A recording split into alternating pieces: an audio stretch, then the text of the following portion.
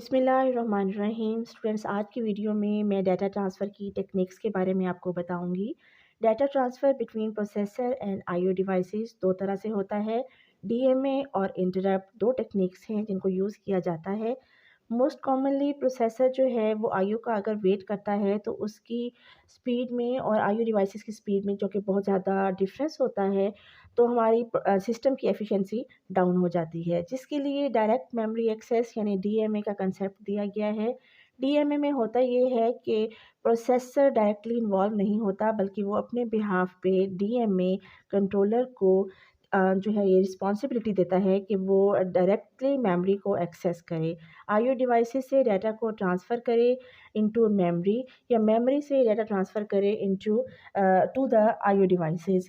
तो ये रिस्पॉन्सिबिलिटी जो है प्रोसेसर डीएमए कंट्रोलर को देता है, और डाटा बस, कंट्रोल बस और एड्रेस बस को जो है डीएमए को ये बोरो करता है, और उसको यूज़ करते हुए डीएमए ये तमाम रिस्पॉन्सिबिलिटी को पूरा करता है।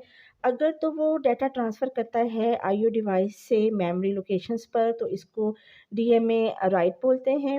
और अगर डाटा को जो है एक्सेस करता है वो from memory to IO devices, तो इसको जो है डीएमए रीड बोला जाता है। There are two types of DMA actions, DMA read और डीएमए राइट।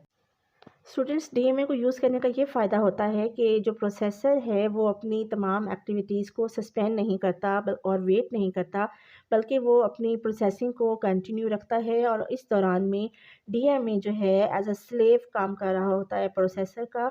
वो ये तमाम एक्टिविटीज़ जो है परफॉर्म करता है।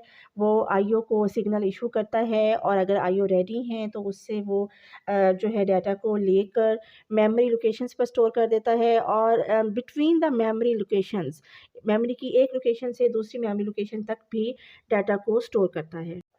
डिफरेंट बसेस को यूज़ करते हुए ये डाटा ट्रांसफ़र कंप्लीट किया जाता है, और जब डाटा आईओ डिवाइस से मेमोरी में राइट हो जाता है, तो उस वक्त वो ऑल डन की जो का सिग्नल है प्रोसेसर को इशू करता है, और प्रोसेसर को पता चल जाता है कि डाटा पहुंच चुका है।